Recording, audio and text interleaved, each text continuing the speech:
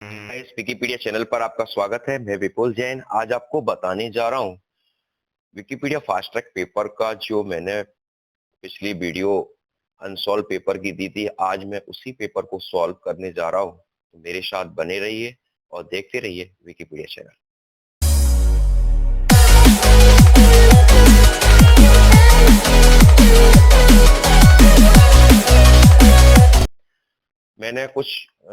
मैंने स्टार्टिंग में बोला था कि जो बच्चे इस पेपर के एमसीक्यू अर्थात ऑब्जेक्टिव क्वेश्चन को सॉल्व करेंगे तो मैं उनका नाम वीडियो में बोलूंगा। तो कुछ बच्चों ने बहुत अच्छा प्रयास किया है, जिसमें रमन चौहान जिन्होंने P=7 और K=4/7 लिखा है। आरजब सिंह यादव ने मेरे लिए पहले तो उन्होंने मेरे लिए कुछ शब्द बोले हैं जो मैं आपके सामने प्रस्तुत कर रहा हूँ। सर, आपका प्रयास प्रशंसनीय है, आप बहुत अच्छा पढ़ाते हैं, आप इसका सॉल्यूशन भी करवा दीजिए। तो वैसे आज आप मेरी आवश्यकता जैसे इतनी नहीं है आपको, क्योंकि आपने ज्यादातर मोस्टली सारे क्वेश्चन कर ही लिए हैं, फिर भी मैं आपके सामने ये सॉल्यूशन ला रहा हूँ।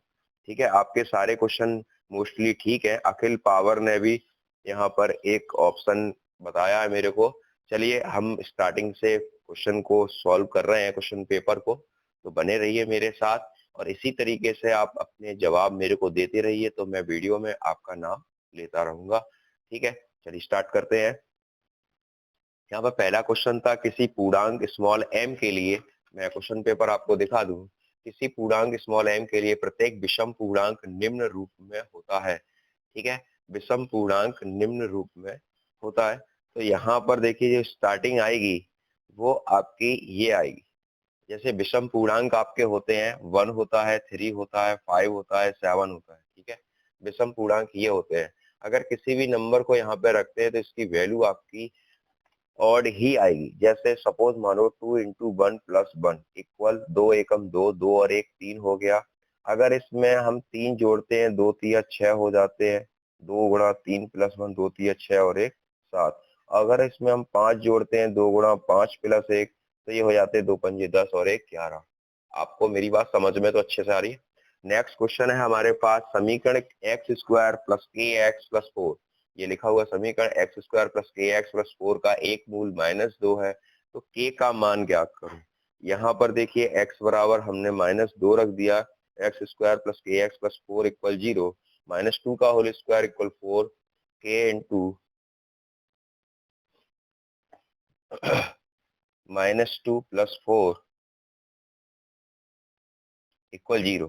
ठीक है, ये तो 2 का वर्ग 4 हो जाएगा। ये -2k + 4 इक्वल 0। ठीक है, ये -2 है आपका।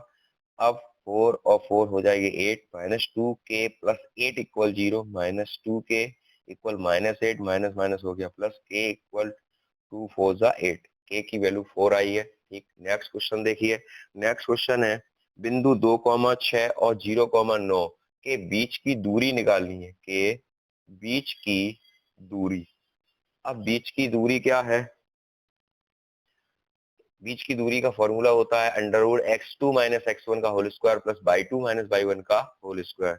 तो 2 का वर्ग 4 हो जाएगा। 9 में से 6 गए 3 बचे। ठीक है, 4 2 का वर्ग 4 और 3 का वर्ग 9 हो जाएगा। 4 + 9, ठीक, √13 मार्क।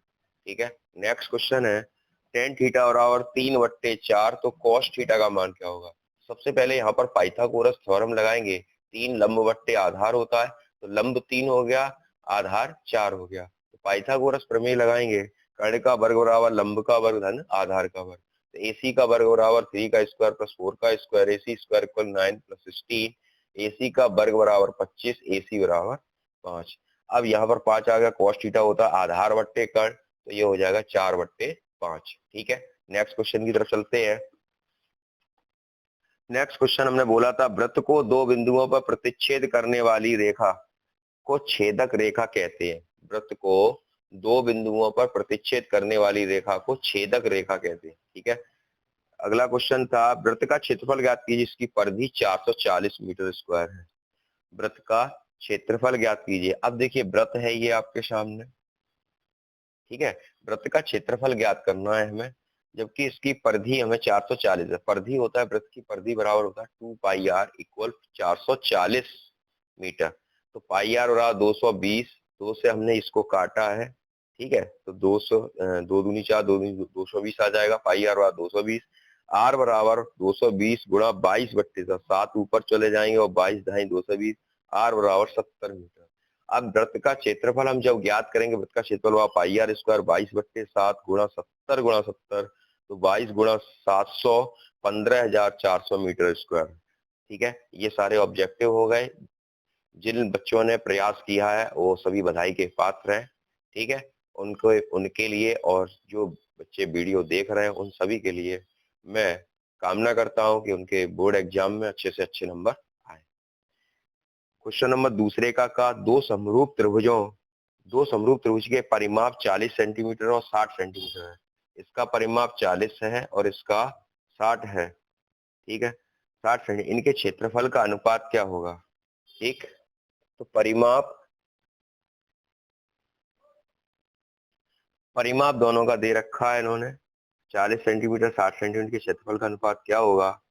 तो ये देखिए, area of triangle ABC upon area of triangle P Q R, 40/60 whole square, 40/60 4/9 हो जाएगा ये। ठीक है, अगला क्वेश्चन है, ये क्वेश्चन बहुत ज्यादा इंपॉर्टेंट है। मैंने ये पिछले 2 सालों से लगातार मैं देख रहा हूँ इस प्रश्न को। तो साइन 27/cos 63, साइन 90 - 63, ये हो जाएगा 1 आएगा ये। ठीक है, तो सिंपल प्रश्न है, 2 tan 30 अपॉन 1 + tan स्क्वायर 30। पिछले 2019 में भी ये क्वेश्चन आ चुका है।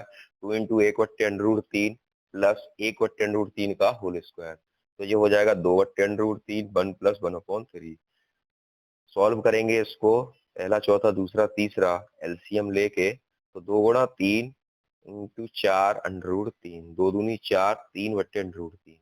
परमेयीकरण करेंगे √3 का √3 में। ठीक है, तो ये हो जाएगा 3√3 अपॉन 2 × 3, 3 से 3 कैंसिल, √3/2।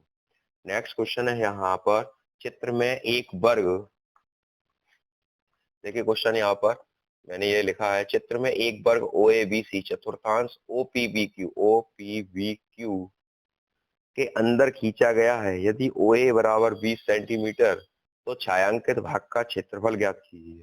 ठीक है, ये क्वेश्चन है यहाँ पर। देखिए, छायांकित भाग का एबीसीडी एक वर्ग है, तो ओ ए बी बी सी और ओ सी ये सभी 20 सेंटीमीटर दे रखा है। वर्ग का क्षेत्रफल हो जाएगा, वर्ग का क्षेत्रफल होता है भुजा स्क्वायर, वर्ग का क्षेत्रफल भुजा स्क्वायर। तो भुजा हमारी साइड जो है वो 20 सेंटीमीटर है, तो ये हो जाएगा 400 सेंटीमीटर स्क्वायर, यानी वृत्त का एरिया ऑफ स्क्वायर वृत्त। ठीक है, अब ये एक विकर्ण है जो इसकी त्रिज्या हो जाएगी, तो विकर्ण निकालेंगे तो पाइथागोरस से लगाएंगे, ये 20 ये 20।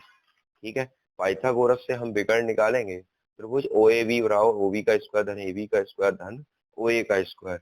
यहाँ पर मैं छोटा सा आपको बना के दिखा दे रहा हूँ स्क्वायर, ये 20 ये 20। अब इसको हम निकालेंगे डायगोनल को, तो डायगोनल को हम निकालेंगे तो ओ बी स्क्वायर होगा 400 + 400 800 हो गया, 20√2 आ जाएगा। अब चतुर्थांश का क्षेत्रफल जब निकालेंगे, चतुर्थांश का क्षेत्रफल होता है 1/4 पाई आर स्क्वायर। तो ये जो विकर्ण है आपका, ये रेडियस हो जाएगा, वो हम यहाँ रखेंगे 22/7, 20√2 इंटू 20√2। ठीक है, तो 110 गुणा 20/2/7। ठीक है, 110 गुणा 20 दूनी 40/7, ये हो गया 11 चौक 44 000/7।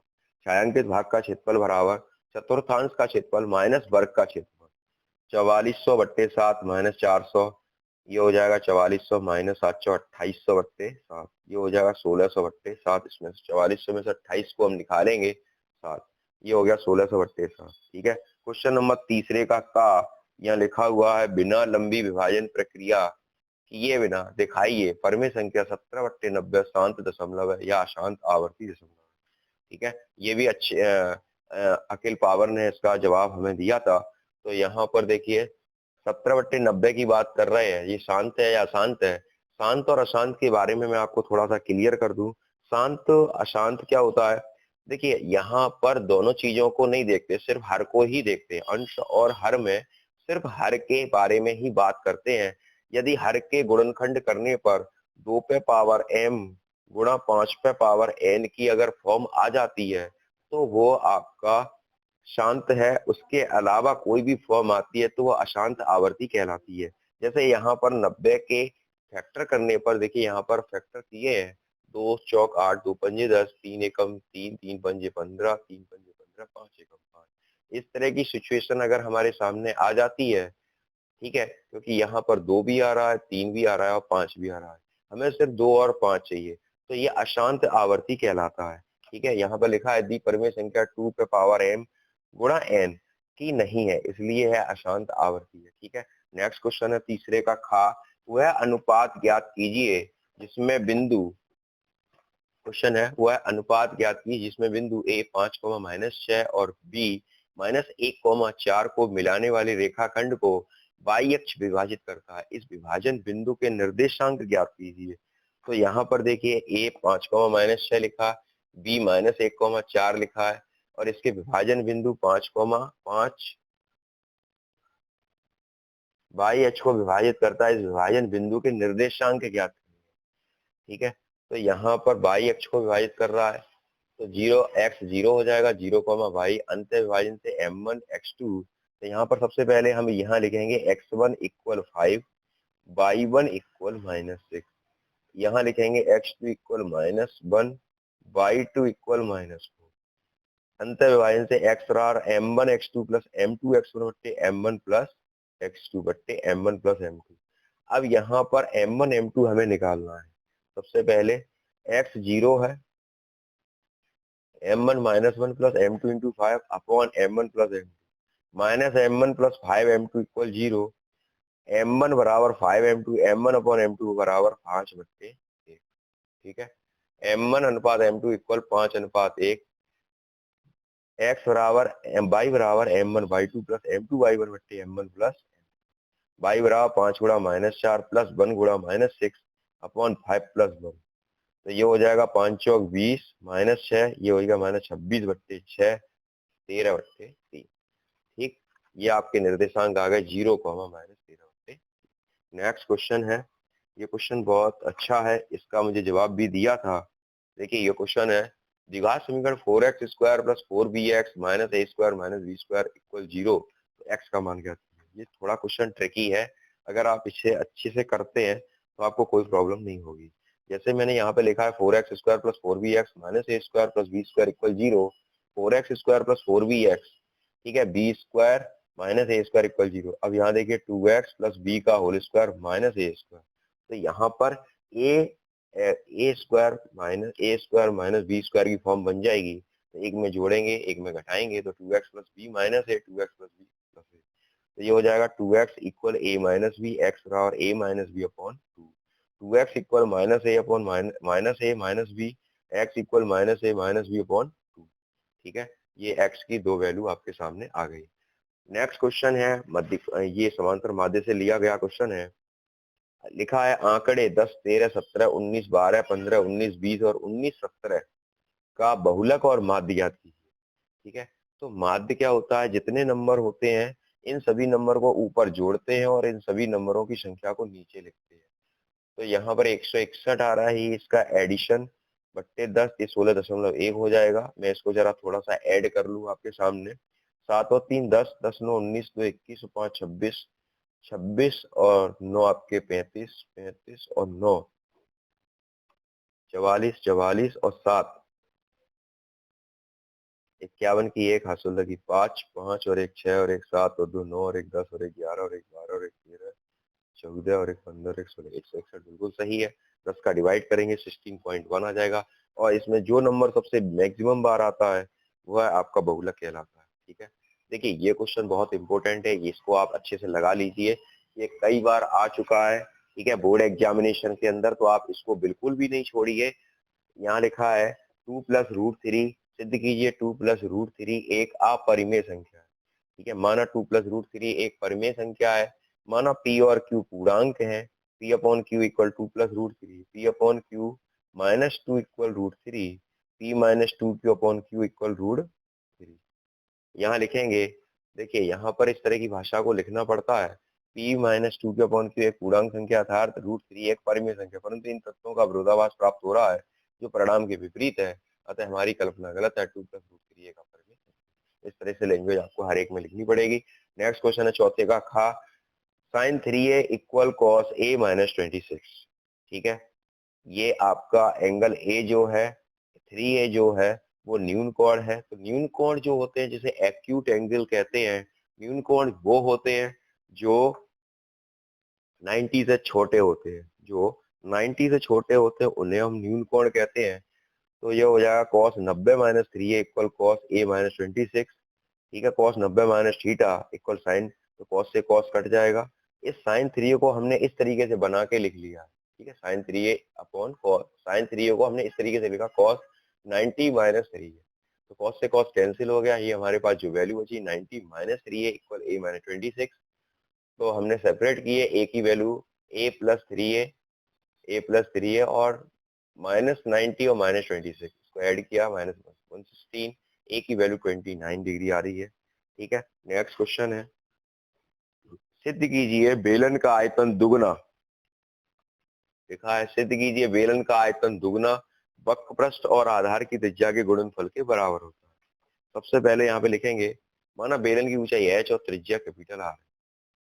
ठीक है, अकॉर्डिंग टू क्वेश्चन बेलन का आयतन, लिखा क्वेश्चन क्या है दोबारा से हम पढ़ेंगे, बेलन का आयतन का दुगना, बेलन के आयतन का दुगना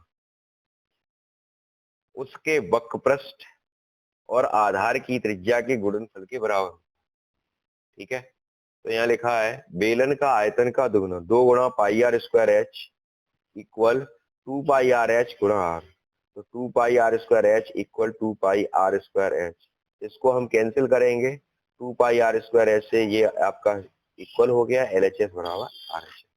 नेक्स्ट क्वेश्चन है यहाँ पर, ये वाले क्वेश्चन बहुत अच्छे हैं। यहाँ नेक्स्ट क्वेश्चन है, उस बिंदु के निर्देशांक ज्ञात करो जो बिंदु -1,7 और 4,-3 को मिलाने वाले रेखाखंड को 2:3 के अनुपात में विभाजित करता है।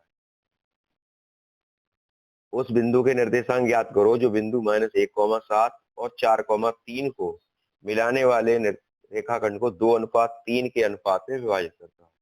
तो यहाँ देखिए 2:3 ये हो गया m1 m2, x1 इक्वल -1 हो जाएगा, y1 इक्वल 7 हो जाएगा, x2 इक्वल 4 हो जाएगा, y2 इक्वल -3 हो जाएगा। ठीक है, अब यहाँ देखिए अंतर विभाजन का फॉर्मूला लगाएंगे, x बराबर m1 x2 plus m2 x1 बट्टे m1 plus m2। x equal लिखा है 2 इंटू 4 प्लस 3 इंटू x1 की वैल्यू आपकी -1 है। ठीक है, इसको हम सॉल्व करेंगे 8 और ये हो जाएगी -3। तो 8 में से 3 निकालेंगे 5, 5/5, x की वैल्यू जो आएगी आपकी वो आपकी 1 आ जाएगी। ठीक, फिर हम y की वैल्यू को सॉल्व करेंगे, तो ये हो जाएगा y बराबर m1 y2 plus m2 y1 upon m1 plus m2, y equal 2 into -3 plus 3 into 7 upon 2 plus 3। तो y इक्वल -6 प्लस 21 अपॉन 5, ये हो जाएगा 15/5, 5 3 15, y इक्वल 3। ये हमारे x और y की जो वैल्यू आई है वो 1 और 3 है। उस बिंदु के निर्देशांक P 1,3 हो गए। ठीक है, चलिए नेक्स्ट क्वेश्चन की तरफ चलते हैं। नेक्स्ट क्वेश्चन है यहाँ पर पांचवे का यहाँ पर क्वेश्चन लिखा हुआ है, यदि देख लीजिए जरा, यदि a x, y b -5,7 और c -4,5 सररेख हो तो x y का मान ज्ञात करो। इस क्वेश्चन को देखिए जरा हमने कैसे सॉल्व किया है। a x, y b -5,7 और c -4,5 है। ठीक है, इसमें हमें सर्रेख होने की कंडीशन ज्ञात करनी है। तो सर्रेख होने का प्रतिबंध यही होता है x1 y2 - y3 plus x2 y3 - y1 plus x3 y1 - y2 equal 0। इसमें हम x1 y1 x2 y2 और x3 y3 की वैल्यू को सबमिट करेंगे और यहाँ से इस तरह के क्वेश्चन को सॉल्व कर लेंगे। ठीक है, नेक्स्ट क्वेश्चन है, यहाँ देखिए इस क्वेश्चन में समरूपता दिखाई है। कंस्ट्रक्शन का क्वेश्चन है, रचनाओं का त्रिभुज एबीसी की रचना करो जिसमें AB 5 सेंटीमीटर है, BC 6 सेंटीमीटर है और एंगल ABC 60 डिग्री है। इस त्रिभुज के समरूप त्रिभुज की रचना कीजिए। ठीक है, और यह लिखा है जिसकी भुजाएं ABC की संगत भुजाओं की 5/7 गुनी। अब देखिए 5/7 का रोल क्या है वो आप समझ लीजिए। 5/7 का रोल होता है, मैं आपको थोड़ा सा बता दूं, जैसे 5/7 का रोल ये होता है कि 7 का भाग अगर आप 5 में लगाओगे तो पूरा पूरा तो जाएगा नहीं, ठीक है, दशमलव के बाद जाएगा, यानी ये संख्या जो है वो 1 से छोटी आएगी। यानी छोटे होने का मतलब ये है कि जो ट्रायंगल हम बनाएंगे 5 सेंटीमीटर और 6 सेंटीमीटर, तो जो समरूप ट्रायंगल बनेगा वो अंदर बनेगा, सॉरी, वो अंदर बनेगा। अगर इसी जगह 5/7 की जगह 7/5 होता, तो ये सी डैश आपका बाहर की तरफ आता, ये सी डैश बाहर की तरफ आता, तब ये ट्रायंगल बाहर की तरफ आता। तो 5/7 यानी जिस भी अंक का जब हम डिवाइड देते हैं अंश में, तो उसका अगर 1 से छोटा वैल्यू होती है, उसकी वैल्यू अगर 1 से छोटी होती है, तो समरूप ट्रायंगल त्रिभुज के अंदर बनेगा, और अगर 1 से बड़ी होती है तो त्रिभुज के बाहर बनेगा। इस चीज को आप समझें, क्योंकि ये मोस्टली स्टूडेंट ये मिस्टेक करते हैं कि उनको ये समझ में नहीं आता कि हमको ट्रायंगल जो बनाना है उनको बनाना तो आता है, लेकिन उनको ये नहीं मालूम पड़ता कि बाहर बनाना है कि अंदर बनाना है। तो इसलिए प्लीज बी केयरफुल होकर आप इस क्वेश्चन को करिए कि आपको 5/7 का आगे बनाना है या बाहर बनाना है, अंदर की तरफ बनाना है या बाहर की तरफ बनाना है। तो इस चीज को ध्यान रखिए। 7 का डिवाइड अगर पूरा पूरा जाए, 7 का डिवाइड अगर 1 या 1 से बड़ा है तो बाहर बनाना है, 1 या 1 से छोटा है, 7 का ही नहीं, जो भी नंबर हो उसकी बात कर रहा हूं मैं, ठीक है। आपके और भी क्वेश्चन है आपकी एक्सरसाइज में, ठीक। तो फिर इसके बाद मैं आपको बता दूं कि 6 सेंटीमीटर और 5 सेंटीमीटर लेकर इसको बनाते हैं, और फिर एक न्यून कोण एक नीचे की तरफ खींचते हैं, जिसमें 7 अ, एक बराबर एक बराबर दूरी लेकर, एक बराबर डिस्टेंस लेकर उसके चाप लगाते हैं, और फिर लास्ट वाले नंबर को इससे मिला देते हैं, सेट स्क्वायर की सहायता से इसको इसको मिलाते हैं, फिर ऐसे इस तरह से ये आपका चित्र तैयार हो जाता है। और कई स्टूडेंटों के मेरे पास मैसेज आते हैं कि सर रचना के चरण लिखना है या नहीं लिखना है। तो आप ये समझ लीजिए कि क्वेश्चन करना है, उसी तरह से रचना के चरण भी आपको लिखने हैं, क्योंकि रचना के चरण बिना लिखे आपको नहीं आएगा, आपको नहीं समझ में आएगा, ठीक है। और क्वेश्चन भी इनकम्प्लीट माना जाएगा, ठीक। जैसे जैसे आप क्वेश्चन करते जाएं, मेरे कई एक कंस्ट्रक्शन के क्वेश्चन पड़े हुए हैं, आप देख लीजिए, प्रावादिक कला में भी इसके कंस्ट्रक्शन के क्वेश्चन पड़े हैं, आप उनको देख लीजिए। मैंने हर क्वेश्चन में रचना के चरण को शो किया है, जिससे क्वेश्चन पूरा मान रचना के चरण को लिखकर ही क्वेश्चन को कंप्लीट माना जाता है। नेक्स्ट क्वेश्चन की तरफ चलते हैं। सांख्यिकी का क्वेश्चन है, स्टैटिक्स का। यहाँ पर लिखा हुआ है, निम्नलिखित बारंबारता सरणी से माध्यक ज्ञात कीजिए। मीडियन की बात कर रहे हैं, वर्गंतराल और बारंबारता दे रखा है। यहाँ देखिए, जब भी वर्गंतराल और बारंबारता है, संचयी बारंबारता, वर्गंतराल लिखा है 10, 25, 25, 40, 40, 55, 55, 70 और 70, 85, ठीक है। बारंबारता है 3, 10, 20, 30, 13 और 4। देखिए, मध्यिका जब भी हमें ज्ञात करनी, तो संचयी बारंबारता आपको हर बार निकालनी पड़ेगी। संचयी बारंबारता को निकालने के लिए सबसे पहले संचयी बारंबारता 0 में 3 ऐड करेंगे, फिर 3 में 10 ऐड करेंगे, 10 13 में 20 ऐड करेंगे, 33 हो जाएगा, 33 में आपके 13 ऐड करेंगे, 46 हो जाएगा। इस तरह से 46 में 4 ऐड किया, 50 हो गया। जब 50 का आधा करते हैं तो 25 बनता है, 50 का आधा करते हैं 25 बनता है, और 25 इसमें नहीं आ सकता, यहाँ तक तो 13 तक ही नंबर आते हैं। 13 के बाद जितने भी नंबर आएंगे, 14, 15, 16, 18, 20, 25, इस 33 के नंबर में आएंगे। 33 तक ये कॉलम है, तो हम इस कॉलम को पूरा ब्लॉक कर लेते हैं, और इसको मान लेते हैं स्मॉल एफ यानी फ्रीक्वेंसी, और इसको मानते हैं सी एफ यानी कॉम्युलेटिव फ्रीक्वेंसी जिसे कहते हैं हम अपनी भाषा में, संचयी बारंबारता, और इसको मानते हैं एल। और इसके बीच में जो गैप है, उसे गैप को कहते हैं एच, जिसे कहते हैं 15 सेंटीमीटर, या सॉरी सेंटीमीटर नहीं, इकाइयां कोई नहीं है तो सेंटीमीटर नहीं बोल सकते। यहाँ देखिए, यहाँ पर मैंने लिखा हुआ है C F cumulative frequency 13, L 40, H 15, F 20। यहाँ पर ये वाले ब्लॉक को ही पूरा फोकस करते हैं, और सिर्फ इसके ऊपर वाले को कॉम्युलेटिव फ्रीक्वेंसी लेते हैं। यहाँ पर मध्यिका का फिर फॉर्मूला यूज करेंगे, मध्यिका equal L plus N by 2 minus C into F upon F गुणा एच, ठीक है। फिर इसके बाद वैल्यू को रखा यहाँ पर और इसको सॉल्व किया, तो ये 49 इसका आंसर आ गया। लास्ट क्वेश्चन है, sine theta minus 2 sine theta Q upon 2 cos theta Q minus cos theta equal tan theta. Sine theta यहाँ से ऊपर कॉमन लिया, अंदर बचा 1 माइनस 2 साइन स्क्वायर थीटा, नीचे 2 cos theta, sorry cos theta common लिया तो अंदर बचा 2 कॉस का थीटा माइनस 1। ये जो फॉर्मूले लिखे हैं 1 माइनस 2 साइन स्क्वायर थीटा और 2 कॉस स्क्वायर थीटा माइनस 1, ये दोनों फॉर्मूले ही कॉस 2 थीटा के हैं। तो कॉस 2 थीटा बराबर होता है 1 माइनस 2 साइन स्क्वायर थीटा और कॉस 2 थीटा बराबर होता है 2 कॉस स्क्वायर थीटा माइनस 1। इन दोनों को रखेंगे, आपस में काटेंगे, साइन बट्टे कॉस होता है 10। ये हो गया RHS याद। ठीक है, नेक्स्ट क्वेश्चन की तरफ चलते हैं। नेक्स्ट क्वेश्चन है, देखिए ये क्वेश्चन मैंने कई एक सेट पेपर में भी देखा था, अच्छा क्वेश्चन है, कई बार आया है। यदि ये एक रेलगाड़ी की चाल 5 किलोमीटर प्रति घंटा बढ़ा दी जाती तो रेलगाड़ी 360 किलोमीटर की दूरी तय करने में 1 घंटा कम समय लेती है, तो रेलगाड़ी की चाल ज्ञात कीजिए। आप समझ में आ रहा है? रेलगाड़ी की देखिए, रेलगाड़ी की आप चाल बढ़ा देंगे तो समय कम खर्च होगा। ठीक है, तो यहाँ पर चाल और दूरी, यानी रेलगाड़ी की जो चाल है, एक रेलगाड़ी की चाल 5 किलोमीटर प्रति घंटा बढ़ा दी जाती है। अब पता नहीं रेलगाड़ी की चाल कितनी थी, उसमें हमने 5 किलोमीटर प्रति घंटा बढ़ा दिया, तो रेलगाड़ी 360 किलोमीटर दूरी तय करने में 1 घंटे का कम समय लेती है। यहाँ देखिए मैंने यहाँ पर लिखा है, माना रेलगाड़ी की चाल x किलोमीटर प्रति घंटा है। रेलगाड़ी चाल बराबर दूरी बट्टे समय, समय बराबर दूरी बट्टे चाल, दूरी थी हमारी 360, चाल हमारी x, समीकरण नंबर 1। अब इसमें केस सेकंड में क्या करेंगे, इसकी दूरी को हमने, चाल को बढ़ा दिया, 5 किलोमीटर प्रति घंटा चाल को बढ़ा दिया, तो दूरी दूरी तो उतनी थी, लेकिन स्पीड हमने बढ़ा दी, स्पीड बढ़ा दी तो x प्लस 5 हो गया, समीकरण नंबर 1, समीकरण नंबर 2।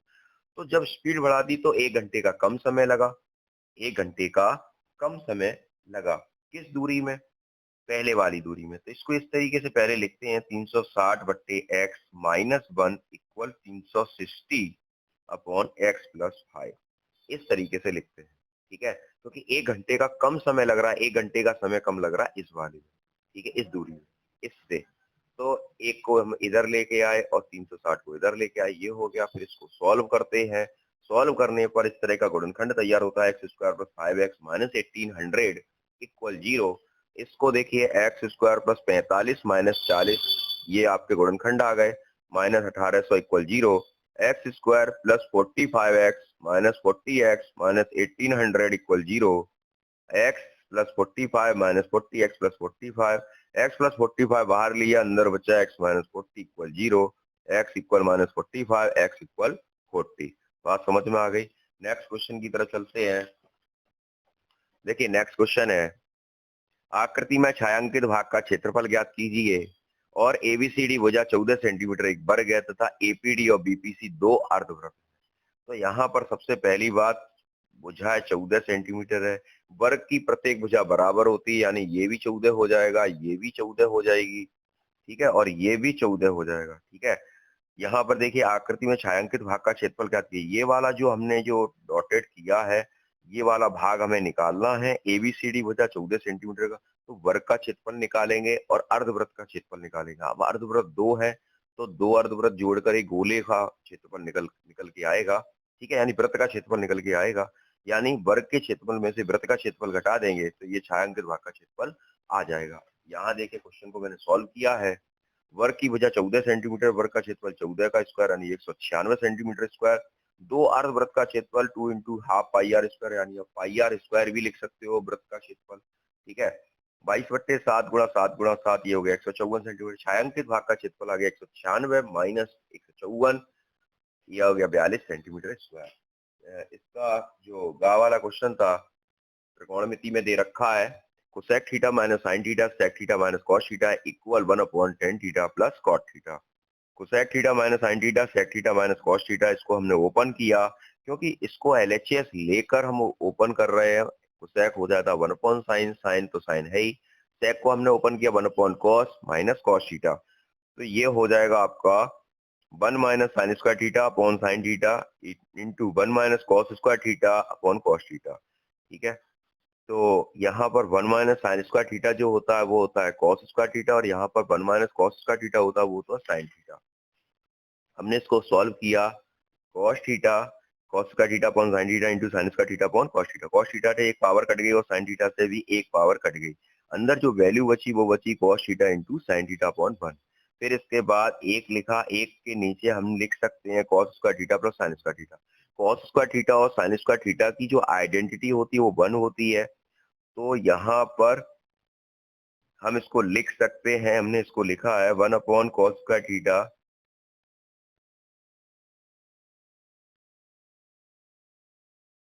हमने इसको लिखा 1/cos² theta upon cos theta sin theta.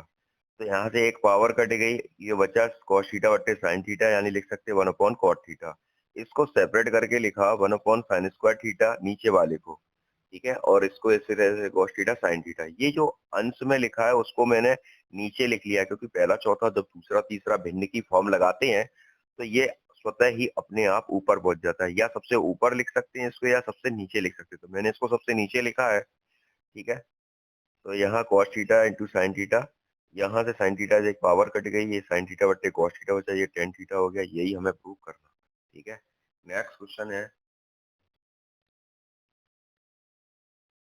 यहाँ पर देखिए ये क्वेश्चन समांतर चतुर्भुज का है। समांतर चतुर्भुज का है, इसे हमें प्रूव करना है कि ये समांतर चतुर्भुज है या चतुर्भुज है। ये यहाँ पर बिंदु दे रखे हैं, P 22,5, Q 7,10, R 12,11, S 3,24। तो यहाँ देखिए सबसे पहले इनके बीच की दूरी को निकालेंगे। सभी के बीच की दूरी 22,5, 7,10, 12,11 और 3,24। तो इनके सभी के बीच की दूरी को हम निकाल रहे हैं। PQ के बीच की दूरी √7 - 22 का होल स्क्वायर प्लस 10 - 5 का होल स्क्वायर। इनके सभी के बीच की दूरी को हम निकालेंगे।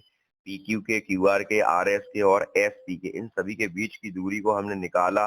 तो यहाँ पर देखिए एक निकालने पर ये क्वेश्चन थोड़ी सी सिमिलरिटीज ही हो रही हैं। √250, √26, √250, √722। तो यहाँ पर PQ बराबर RS आ रहा है, परंतु QR is not equal SP के आ रहा है, ठीक है। लास्ट क्वेश्चन है इसका, ठीक है, 7वें का पार्ट है। यहाँ देखिए एक मैंने ये वाला सॉल्व किया है, ये वाला तो कंस्ट्रक्शन का है, तो आप सॉल्व कर सकते हो। 3/4 है, क्योंकि सेम क्वेश्चन है इसलिए मैंने सॉल्व नहीं किया है। यहाँ देखिए किसी समबाहु त्रिभुज एबीसी की भुजा बीसी पर एक बिंदु डी इस प्रकार स्थित है कि BD बराबर 1/3 BC से सिद्ध कीजिए 9AD² = 7AB²। Most important question है ये, बहुत अच्छा है, बहुत बार आया है ये क्वेश्चन, ठीक है। त्रिभुज के चैप्टर में आप एग्जाम्पल जरूर लगा लें, क्योंकि अच्छे क्वेश्चन है। यहाँ देखिए ये BD बराबर 1/3 समबाहु त्रिभुज है, तो हमने तीनों भुजाओं को 6A 6A 6A मान लिया है और ऊपर से एक लंब डाला है, ठीक है। फिर यहाँ देखिए BD बराबर 1/3 BC लिखा है, तो BD हमारा ये है और BC हमारा पूरा है, यानी ये और ये वाली भुजाएं ले रखी है, ये और ये दो ट्राइंगल है। तो सबसे पहले रचना AE परपेंडिकुलर BC, हमें ये निकालना है, ठीक। थोड़ा सा समझने की कोशिश करना, थोड़ा सा क्वेश्चन है। BD बराबर 1/3 BC लिखा, BD बराबर 1/3 BC की वैल्यू है 6A, 3 दूनी 6 हो गया, ठीक है, क्योंकि इन्होंने दे रखा है पहले से। तो BD की जो वैल्यू आई वो 2A है। BE बराबर EC, BE बराबर EC, यानी 3A इधर की और 3A इधर की। यहाँ से यहाँ तक की दूरी 3A और यहाँ से यहाँ तक की दूरी 3A। मैंने यहाँ लिखा BE बराबर EC बराबर 3A। अब BE माइनस ED, इस पूरी दूरी में से DE घटाएंगे तो बचेगा क्या हमारे पास, DE बचेगा। BE में से BD घटाएंगे तो हमारे पास DE बचेगा। 3A - 2A = DE, तो ये हो गया DE बराबर 2A, ठीक।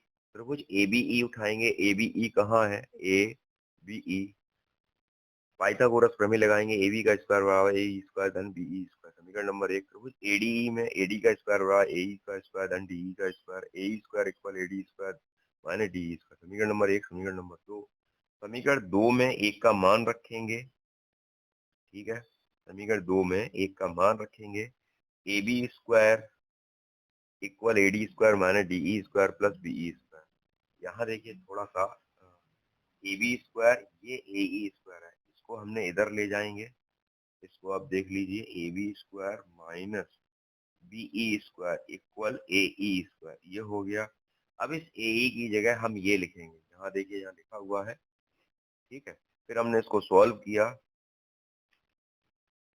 सॉरी हमें AB² तो लाना था, तो AB² को हम चेंज नहीं करेंगे। AB² equal AD minus DE का whole square plus BE²। AE की जगह हमने ये लिख दिया, ठीक है। फिर इसके बाद हमने यहाँ पे वैल्यू रखी, 6 का स्क्वायर 36A² इक्वल AD का स्क्वायर प्लस B 3A का होल स्क्वायर माइनस A²। तो ये हो गया 36 A square AD square plus 3 9 A square minus ए, 9 में से 1 घटाया 8 ए square, 36 A square minus 8 A square, ये आया AD स्क्वायर इक्वल 28। अब दोनों पक्षों में 9 का गुणा करेंगे तो ये आ जाएगा 9 AD square into 2 into 2 into 7 into 3 into 3। ठीक है, तो ये हो गया आपका 7 बाहर किया, 2 दूनी 4 किया, 12 किया 36 A square, 9 AD square equal 7 AB square, ये हो गया। क्योंकि इस क्वेश्चन के अंदर यही कलाकारी है कि ये इस तरीके से लिखा जाएगा, ये आपका 6A का होल स्क्वायर हो जाएगा। 6A हमारी एक भुजा है तो ये हो जाएगा AB का होल स्क्वायर। लास्ट क्वेश्चन इसमें दे रखा है, यहाँ देखिए लास्ट क्वेश्चन दे रखा है 14 सेंटीमीटर त्रिज्या वाले वृत्त के लघु वृत्तखंड का क्षेत्रफल ज्ञात कीजिए, जबकि इसके केंद्र पर बना कोण 60 अंश है, साथ ही इसके दीर्घ वृत्तखंड का क्षेत्रफल ज्ञात कीजिए। देखिए ये क्वेश्चन बहुत अच्छा क्वेश्चन है। यहाँ देखिए ये क्वेश्चन मैंने किया है 14 सेंटीमीटर त्रिज्या वाले, एक सर्किल खींचेंगे, सेंटर में 60 डिग्री का कोण बनना है, इनके बीच की जो दूरी है वो 14 सेंटीमीटर यानी जिसे त्रिज्या कहते हैं। 14 सेंटीमीटर त्रिज्या वाले वृत्त के लघु वृत्तखंड का क्षेत्रफल ज्ञात करो, जबकि इसके केंद्र पर बना कोण 60 अंश है। सबसे पहले त्रिज्या खंड का क्षेत्रफल निकालेंगे। सबसे पहले त्रिज्या खंड का क्षेत्रफल निकालेंगे, पाई आर स्क्वायर थीटा बटे 360, पाई की वैल्यू 3.14, आर की वैल्यू 14 का होल स्क्वायर, थीटा 60 बटे 360, 3.14 बटे 100, 14 गुणा 14 बटे 50 गुणा 1/6। तो ये वैल्यू निकालेंगे, ये आ गया आपका 102.557 सेंटीमीटर स्क्वायर। त्रिभुज एबीबी का क्षेत्रफल हुआ 1/2 आधार गुणा ऊंचाई, 1/2 14 गुणा 14, 7 गुणा 14, 14 सत्ते 98 सेंटीमीटर स्क्वायर। लघु वृत्तखंड का क्षेत्रफल हो रहा त्रिज्या खंड का क्षेत्रफल माइनस त्रिभुज एओबी का क्षेत्रफल, 102.557 माइनस 98। हमने इसको सॉल्व किया, 455.77 सेंटीमीटर स्क्वायर आ गया। ठीक है, फिर दीर्घ वृत्तखंड का क्षेत्रफल निकालेंगे तो वृत्त का क्षेत्रफल में से लघु वृत्तखंड का क्षेत्रफल घटा देंगे और यहाँ 159.87 आ जाएगा। ठीक है, आपकी जो भी समस्या हो आप कमेंट करके बताएं, और जो भी अभ्यर्थियों ने अपने जवाब दिए हैं उनको सभी को शुभकामनाएं, और जो वीडियो देख रहे हैं उन सभी को शुभकामनाएं, उनके पेपर अच्छे से हो। ठीक है, उनके अच्छे से अच्छे नंबर आए। देखते रहिए विकिपीडिया चैनल। जय जिनेंद्र, जय हिंद, जय भारत। आपका दिन शुभ रहे।